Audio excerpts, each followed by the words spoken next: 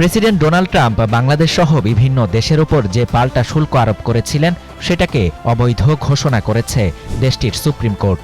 ২০ ফেব্রুয়ারি শুক্রবার দেশটির সর্বোচ্চ আদালত বলেছে, ট্রাম্প যুক্তরাষ্ট্রের international emergency economic powers act প্রয়োগ করে ওই শুল্ক আরোপ করেছিলেন। কিন্তু আইনটি প্রেসিডেন্টকে এই শুল্ক আরোপের ক্ষমতা দেয় না। বিশ্বজুড়ে একতরফাভাবে ব্যাপক শুল্ক আরোপ করার মাধ্যমে ট্রাম্প ফেডারেল আইন লঙ্ঘন করেছেন। এক্সট্রিম মশার কয়েল প্ল্যান্ট ফাইবার দিয়ে তৈরি, ডেঙ্গু, চিকুনগুনিয়া বাহি সহ যে কোনো মশার বিরুদ্ধে দেয় এক্সট্রিম সুরক্ষা। সুপ্রিম কোর্টের ৯ জন বিচারপতির মধ্যে ৬ জন ট্রাম্পের পাল্টা শুল্ক আরোপকে অবৈধ ঘোষণার পক্ষে মত দিয়েছেন, আর ট্রাম্পের পাল্টা শুল্ক আরোপের প্রক্রিয়ায় সমর্থন করেছেন ৩ বিচারপতি।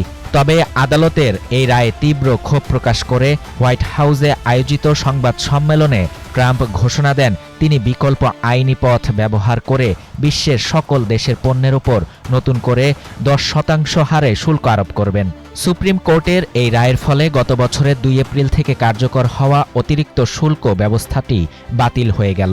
রায়ের প্রতিক্রিয়ায় ট্রাম্প একে জাতির জন্য অসম্মানজনক বলে অভিহিত করেছেন এবং বিচারপতিরা বিদেশিদের স্বার্থ রক্ষা করছেন বলে দাবি করে তাদের তীব্র সমালোচনা করেন।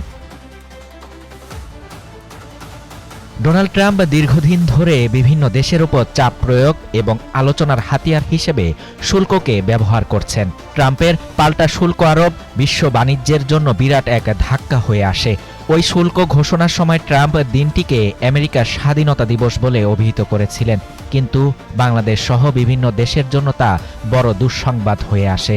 সে সময় বাংলাদেশের পণ্যের উপর ৩৭% পাল্টা শুল্ক আরোপের ঘোষণা দেন ট্রাম্প। এরপর বাংলাদেশ ছাড়াও চীন, ভারত, কানাডা, ইউরোপীয় ইউনিয়ন জোটভুক্ত দেশগুলো সহ বিভিন্ন দেশের সঙ্গে যুক্তরাষ্ট্রের শুল্ক নিয়ে দেন দরবার চলতে থাকে। ৩ মাসের আলোচনার পর গত বছরের জুলাইয়ে বাংলাদেশের উপর শুল্ক কমিয়ে ৩৫% করেছিল যুক্তরাষ্ট্র। পরে আলোচনার মধ্য দিয়ে গত বছর আগস্টে তা ২০% নেমে আসে। এর ধারাবাহিকতায় চলতি মাসের শুরুতে যুক্তরাষ্ট্রের সঙ্গে বাণিজ্য চুক্তি করেছে বাংলাদেশ। তাতে যুক্তরাষ্ট্র থেকে নানা ধরনের পণ্য আমদানির শর্ত রয়েছে, আর বাংলাদেশের পণ্যের উপর পাল্টা শুল্ক ১% কমে হয় ১৯%। শাহরিয়ার শাফাত, বাংলা নিউজ 24।